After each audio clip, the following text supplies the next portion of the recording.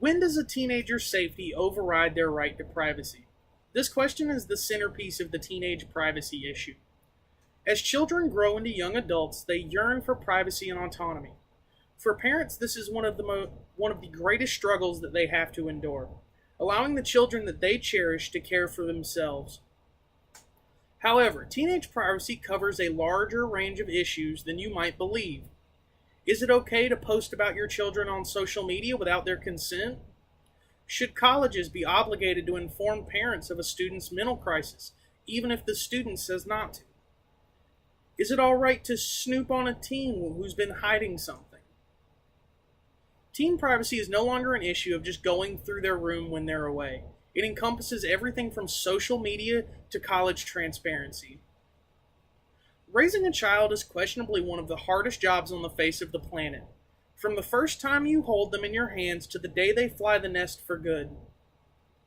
There is no manual to follow and no guarantee that your children will end up successful. Even with the overall difficulties of raising children, many parents find the most trying years to be that of the teen years.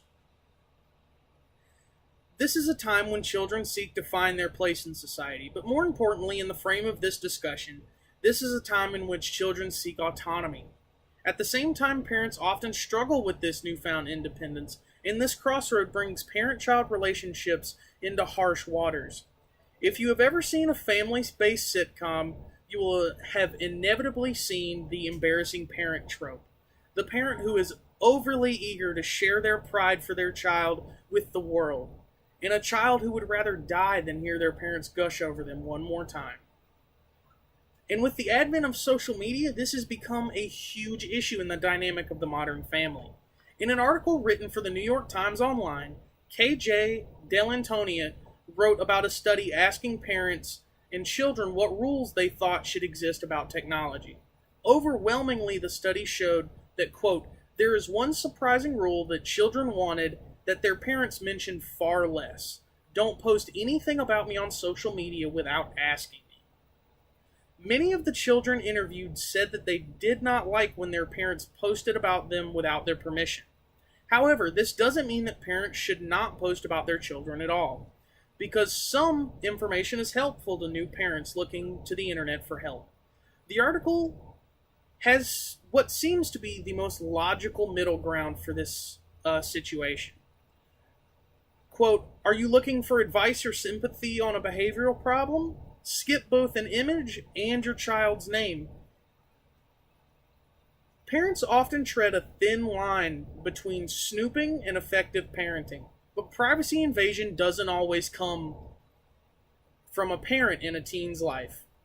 School can also be an equal contributor when privacy is interfered with. Most, if not all, states in America require some form of education, whether it be public, private, or homeschooling. And the gray area that exists between the school and the student's privacy may be more black and white than that of a parent and a child, but it is still there. A recent example of this invasion comes to us from Georgia, where Sheriff Jeff Hobby illegally searched over 900 students at Worth County High School. As written in the Washington Post, 40 uniformed officers fanned through the school in Sylvester, ordering students against the walls of classrooms and hallways, demanding that students hand over their cell phones. All 900 students were searched as part of a drug sweep ordered by Sheriff Jeff Hobby.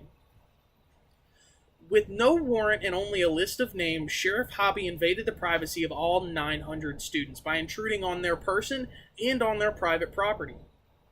Every coin has two faces, and so does the gray area of teen privacy. While many teens see a lack of privacy as an intrusion, many parents, on the other hand, find the need to keep their child safe is an okay exception to privacy. No matter what side of this argument you land on, there are some things that almost everyone can agree on. There are certain instances when it's a parent's job to snoop on their child. A situation like this came to fruition in the life of a mother of a college student. In a piece from the Los Angeles Times, Michelle Williams documented the story of a mother finding out how her child quit school. End quote. A few years ago, an acquaintance received a stunning phone call from her daughter's former college roommate. The conversation went something like this: "I thought you should know that your daughter never graduated college." "What do you mean?" She claimed she just was skipping the ceremony. Willens goes on to explain that FERPA, FERPA, which is a group of laws on privacy in colleges, makes a student responsible and no longer the parent. Quote, "This essentially means that you have no right as a parent to know how your child is doing. However, there is a way for parents to be contacted." Willens goes on to discuss the restrictions of FERPA placed on universities. FERPA interferes with contacting parents about attendance and grades. Now, I feel that these restrictions can be very helpful. It allows students to finally have some control over their lives where they previously had very little. Due to FERPA laws, a college is not allowed to notify anyone that is not specifically allowed by the student. Willens over-exaggerates the difficulty of obtaining this waiver to see her child's information. In my experience, all the process requires is requesting a form and both the parent and student willingly signing it. Overall, the issue of teenage privacy spans all facets of life. It spans home, it spans school, and it even spans social media, an area that we all interact in. It is an issue that is more important than many of us get credit for. It is something that needs more attention. I feel that students would grow better and turn into better adults if we gave them the privacy that we afforded adults. Now, I'm not saying that that is a total privacy, but I feel like some amount of privacy would help teens grow into better adults, and I feel like that is something to strive for.